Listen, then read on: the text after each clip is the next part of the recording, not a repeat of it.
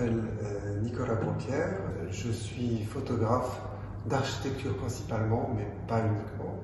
Je réalise des travaux de photographie documentaire, des photomontages, comme c'est le cas dans cette exposition, mais également des travaux tridimensionnels et des jeux conceptuels autour de la photographie.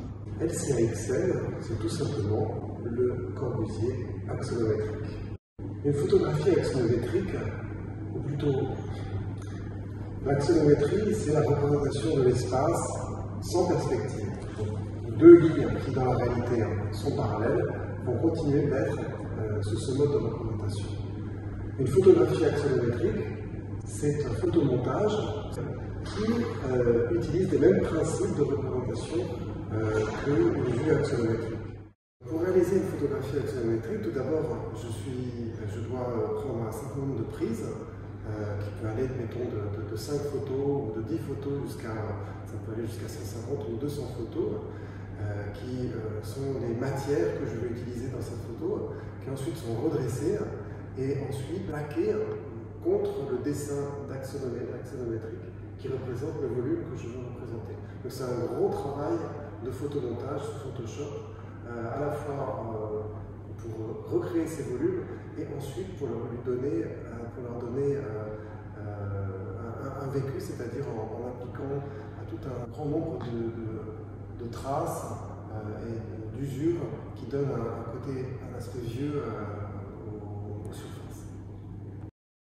Alors, toutes les photographies axonométriques que j'ai réalisées sont des fantaisies architecturales, dans la mesure où ce sont soit des bâtiments qui n'ont jamais existé, ou bien des bâtiments tout simplement qui sont produits de mon arbitraire, de ma fantaisie. Et la raison pour laquelle je fais ces bâtiments sont non réalisés, c'est parce que ça crée une sorte de contradiction également visuelle. C'est-à-dire qu'on a le sentiment d'avoir un projet d'architecture qui est, parce que l'axonométrie a été très souvent utilisée par les architectes pour représenter des maisons avant qu'elles ne soient bâties.